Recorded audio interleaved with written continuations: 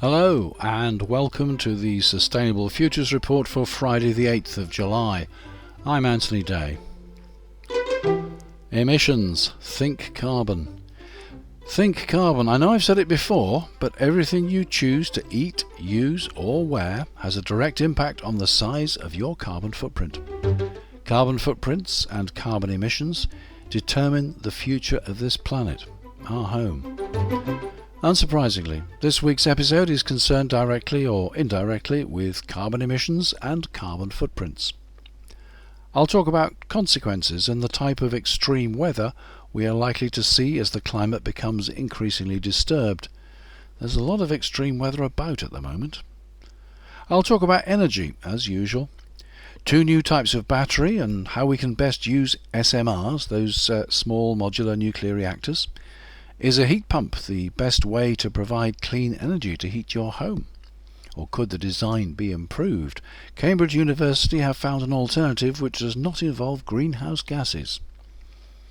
We all want to cut pollution, and some corporations want to be seen to be cutting pollution even more than they really are. The chair of the Environment Agency warns against greenwash. And what can we use instead of plastic for storing liquids? I was interviewed recently by Mercedes Fernandez for her Hello Mercedes podcast. We spoke about how your daily choices contribute to climate change. It's out, it's on YouTube and on Anchor.fm and on Apple Podcasts and all the rest. Find the links on the Sustainable Futures Report website. My second interview of the week leads into my first story, which is about the new West Cumbria deep coal mine. A final decision on whether this can go ahead was expected this week, although whether we will actually find out about it is not at all clear because of the current turmoil in the Westminster Parliament. I was interviewed on GB News TV and put up against the President of the National Union of Mine Workers, who of course is totally in favour of the project. Lord Debon, on the other hand, who is chair of the Climate Change Committee, said that a decision to go ahead will be totally indefensible. The man from the National Union of Mine Workers said that it made much more sense to mine and use the coal in the UK rather than to import it from places like Russia. It'll be metallurgical coal, which is used for steel making, not for power generation. He said that the mine would be environmentally responsible and that by avoiding imports, the carbon footprint of transporting the coal to the point of use would be much reduced. This overlooked a fact, as reported in an earlier episode of the Sustainable Futures Report, that the Materials Processing Institute found that 80% of this coal would be exported because it is of a type which does not suit the British steel manufacturing process. A small amount of the coal may be used by Tata Steel, but Tata does not import any coal from Russia, so it doesn't solve that problem. In any case, nothing will be produced surely for 5 or 10 years. So as we get closer to our net zero 2050 target, this mine will come on stream and blow holes in it. We're not talking about the carbon footprint of transporting the coal. The impact is far greater from actually burning the coal. And while we could congratulate ourselves that it was not going to be burned in the UK, the effect on the environment that we all share is the same wherever it's burnt. And carbon capture and storage is generally so expensive as to make any steel mill using it uncompetitive. More on carbon capture and storage later on. There are 2 possible solutions. Some Swedish steelmakers have successfully produced steel using hydrogen rather than coking coal. Of course, that'll require massive investment to change the production facilities, but in the face of the damage that burning fossil fuels creates, it's surely a justifiable investment. The other solution is simply to use less steel. Again, as I've reported in an earlier episode, some constructional steels can be replaced by timber. Buildings up to 18 stories high have been successfully completed using timber framing instead of steel. The timber locks up the carbon, which was absorbed as the trees grew, and that carbon is locked up for the life of the building, which could be a century or more. If I don't hear the decision on this before my publication deadline, I will bring it to you as soon as I get it. I'll also put the GB News interview up on YouTube and let you have a link to that when it's done. On the energy front this week, there is news of two new types of battery. Not all batteries store electricity, and in Finland a new sand battery stores heat. Surplus renewable energy from solar panels and wind turbines is used to heat 100 tonnes of builder's sand. This heat is stored at 500 degrees centigrade and could remain hot for months at a time. Using a heat exchanger, the heat can be extracted to power the local district heating system. A very simple technology, presumably cheap, and unlikely to wear out. An important development for Finland, since it has relied so much on supplies of Russian gas. A sand battery is clearly not appropriate for an electric vehicle, and lithium-ion batteries, which are commonly used, are not without their own problems. Their price is determined by the supply of lithium, and since lithium mining has not been able to keep up with a dramatic increase in demand, that price has gone up. Nickel, manganese and cobalt, also needed for these batteries, are also in short supply, and their price too has risen. Lithium-ion batteries have a limited life and they need to be carefully disposed of. A company called Natron announces the sodium-ion battery. The main component is sodium chloride, common salt, and there are vast amounts of that in the sea. The technology does not need nickel, manganese or cobalt, so the environmental impact of obtaining the raw materials is minimal by comparison with lithium-ion battery production. The developers claim that the battery would be capable of 50,000 charge cycles and could be charged from 0 to 99% in just 8 minutes. Sounds too good to be true. Yeah, there's always a but. The sodium-ion battery has less energy density than the lithium-ion battery, which means for a given capacity the sodium version will be bigger and heavier than the lithium unit. Given its rapid charging capabilities, consumers might accept it in an EV with a shorter range. But remember, rapid charging is not just about the battery, it's about the charging infrastructure. As rapid charging becomes more widespread, it'll put increasing demand on both the generators and the distribution system.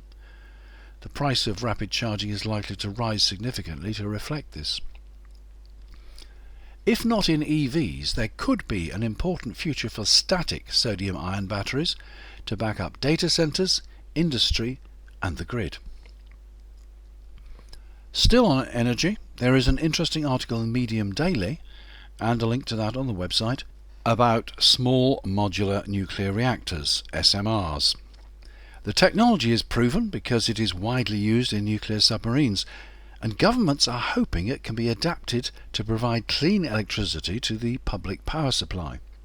The attraction, and the hope, is that these units could be installed much more swiftly than the traditional nuclear power stations, which frequently take more than a decade to build. Someone said to me in passing the other day, but they produce much more nuclear waste. This article explains why. It reveals that SMRs do indeed produce about 5 times more waste than conventional reactors, and this waste contains unused fuel, making them inefficient. Because they're smaller, they need more highly enriched fuel to sustain the reaction, and the reaction stops at a higher level of enrichment than it would in a normal-sized plant. Hence, more frequent refuelling and a higher level of radioactive fuel in the waste. Not looking good. However, article author Will Lockett points out that the waste from SMRs could be used to fuel fast reactors, which are highly efficient in making full use of nuclear fuel. Sounds like the circular economy in action. To achieve this would need a visionary government able to deliver an integrated programme combining the flexibility of SMRs with the efficiency of fast reactors. From the perspective of a country which doesn't seem to have a government at the moment, that seems some way off. And now to pollution. Plastic bottles are a ubiquitous example of single-use plastic adding to the amount of plastic pollution. In this week of the Wimbledon Tennis Championships, there are calls for plastic bottles to be replaced on court with reusable bottles. Wimbledon should follow the French Open's lead. Players there used only reusable bottles this year after a government ban in France on single-use plastic. The Guardian reports that Carlsberg is to conduct its biggest trial of recyclable fibre beer bottles across Europe. The bottles are made of a wood-based fibre shell and a plant-based polyethylene furanoate (PEF) polymer lining. The whole thing is recyclable, apart from the cap, and Carlsberg is working on that. It will all come down to cost and consumer acceptance, unless governments intervene either to ban plastic bottles or tax them out of existence. Meanwhile, Unilever and Coca-Cola, some of the world's largest distributors of single-use plastic containers, are facing accusations of greenwash through misleading statements about packaging.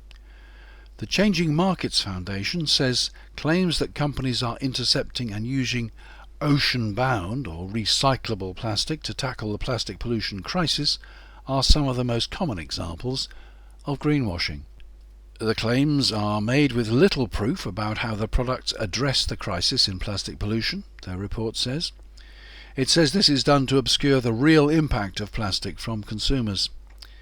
The Changing Markets Foundation report at greenwash.com says claims by Kim Kardashian's clothing company Skims on its compostable underwear packaging, which states "I am not plastic," are undermined by the small print saying the product is plastic, type 4 or LDPE, low-density polyethylene. It calls out the makers of Mentos mints, Spanish supermarket Mercadona, UK supermarket Tesco, Procter & Gamble and others for making false claims. Emma Howard-Boyd, chair of the UK's Environment Agency and interim chair of the Green Finance Institute, made a speech this week to the UK Centre for Greening Finance and Investment Annual Forum at the Institute of Civil Engineers. She said that businesses were embedding liability and storing up risk for their investors by giving a false impression that they were addressing the climate crisis, and the danger was that people won't realise this deception until it is too late. If we fail to identify and address greenwashing, we allow ourselves false confidence that we are already addressing the causes and treating the symptoms of the climate crisis. She also warned that nearly £650 billion of public and private infrastructure investment planned by 2030 is at considerable risk unless increasingly severe climate impacts are considered in planning and delivery, and she called for more government involvement to help drive investment in climate adaptation, starting with a Treasury-commissioned review to assess the economics of climate resilience, similar to the 2021 Dasgupta review into the economics of biodiversity. In other words, must do better. Another pollution imperative is, of course, minimising and ultimately eliminating greenhouse gas emissions. The US Supreme Court has been very much in the news over the last couple of weeks, principally because it overturned the ruling in Roe v. Wade, a decision which has been accepted as a constitutional right for some 50 years. Less attention has been given to a ruling in a recent case brought by West Virginia on behalf of 18 other, mostly Republican-led states and some of the nation's largest coal companies. The American nation, of course. They argued that the Environmental Protection Agency did not have the authority to limit emissions across whole states, and the court agreed that the EPA did indeed not have the authority to impose such sweeping measures. President Biden has recognized the decision as a major blow. He called it a devastating decision, but said it would not undermine his effort to tackle the climate crisis. In practice, it will make it much more difficult. If Congress were to endorse the actions of the EPA, then the court agreed that they could go ahead. However, in the past, Congress has shown little appetite to support the EPA. Is carbon capture and storage the answer to eliminate greenhouse gases from the combustion of fossil fuels? In theory, yes, but in practice, no. Mainly because of the additional cost. However, there is news that Tata Chemicals Europe have plans to implement carbon capture and storage at their factory in Cheshire. They hope to capture 40,000 tonnes of the greenhouse gas per year, reducing its annual emissions by 10% and providing it with a supply of high-purity carbon dioxide that could be used in products ranging from glass and washing detergents to pharmaceuticals and food. It's a step in the right direction, but what happens to the other 90%? Vented to the atmosphere, presumably. There is just not enough demand to take up all the CO2 we might be able to capture. And in any case, if you use it in fizzy drinks, it all makes its way back to the atmosphere, one way or another. As you probably know, a heat pump works much like a refrigerator in reverse. It sucks the heat from the air or the ground outside and delivers it to the heating system indoors. A refrigerator extracts the heat from inside the unit and radiates it into the kitchen from a grid on the back. Like a refrigerator, a heat pump uses refrigerant chemicals, but these can release some of the most powerful greenhouse gases. That is why refrigerators can only be recycled and repaired by specialists, to prevent these dangerous gases from escaping. The same must apply to heat pumps. Now, an organisation called Barocal is working with researchers at the University of Cambridge in the UK to eliminate this risk. Instead of using refrigerant gases with high global warming potential, Barocal's technology uses new solid-state temperature-changing materials. Cheap and non-toxic, these are organic materials that release and absorb heat at different pressures as they change volume. Known as barocaloric materials, they are more efficient than fluid refrigerants. And as they're solids, they are more environmentally friendly and easier to recycle at the end of a product's lifetime. As with everything, whether the system is adopted will depend on cost. Emissions from livestock are constantly under discussion. Writing in The Guardian, Adair Turner, former chair of the Climate Change Committee, cites a report from the Food Climate Research Network, Grazed and Confused. While cattle stimulate the growth of pastures and the grass sequesters more carbon as a result, this is far from offsetting the impact of the methane that the cattle produce. He says we do not need to reduce beef or lamb production to zero in order to solve the challenge of the climate crisis, since small residual emissions in many sectors of the economy can be offset by some limited use of carbon removal techniques.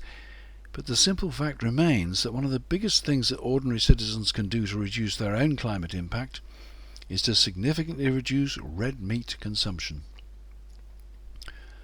Launching its 2022 progress report to Parliament, Lord Debon, current chair of the Climate Change Committee, said last week that the government had set strong targets on cutting emissions, but policy to achieve them was lacking. The report set out a number of key messages. The UK government now has a solid net zero strategy in place, but important policy gaps remain. Tangible progress is lagging the policy ambition. Successful delivery of changes on the ground requires active management of delivery risks. Action to address the rising cost of living should be aligned with net zero. Progress is slow. The net zero strategy contained warm words on many of the cross-cutting enablers of the transition, but there has been little concrete progress. The UK must build on a successful COP26. The government has willed the ends, but not the means, said Lord Debon. This report shows that present plans will not fulfil the commitments to net zero. And finally, let's talk about the weather. In Sydney, Australia, one of the hottest and driest countries in the world, tens of thousands of people have been warned this week to leave their homes in the face of flash floods. Across the world, Italy has declared a state of emergency in 5 northern regions and announced emergency funds over a worsening drought that has plagued the Po Valley in recent weeks. In June, a heatwave across Europe broke multiple records. Extreme weather is with us. We will struggle to live with it. We must take every measure to stop it getting worse. And on that note, I leave you for another week. Thanks for listening, and if you are, thanks for being a patron. Patrons help support the cost of running the Sustainable Futures Report, which is a non-profit organisation and receives no subsidies, sponsorships or advertising income. A small monthly donation from you via patreon.com/SFR helps me keep this podcast independent and ad-free. It goes towards the cost of hosting and getting the transcriptions done, because there is a text version of every episode on the Sustainable Futures Report website, including all the interviews. If my interviewees are corporates or represented by an agency, I ask them to take responsibility for preparing the transcriptions. Some are much better than others. I had one today sent over to me with a comment, "This is the raw, unedited version of your interview. What do they expect me to do?" Which is more or less what I said in reply. It's a bit of a dilemma, because I don't want to publish an imperfect transcription. And when I say imperfect, this one didn't even identify individual speakers. But I don't want to abandon the interview, because I've already invested my time in preparation and recording it. I resent having to pay to have a proper transcription done. It's a waste of my loyal patrons' money. Okay, rant over. There will be a Wednesday interview next Wednesday, although for the foregoing reasons I'm not quite sure which one it will be. There will be another Sustainable Futures Report next Friday, and at the end of the month I'm going to close down for August. After that, I'm moving the podcast to Wednesdays, and there will be only one episode per week. One week it'll be a magazine programme, and the other week will be an interview. Before I go, don't forget there are extensive links to all the stories covered in this episode on the Sustainable Futures Report website, as always. That's sustainablefutures.report. I put these links in so that you can get more details of the stories that I've covered, and also so that I can remember where I actually got them from. And now I must put 55 kilograms of honey into jars and label them. Looks like a good year this year. That was the Sustainable Futures Report. I'm Anthony Day. Until next time.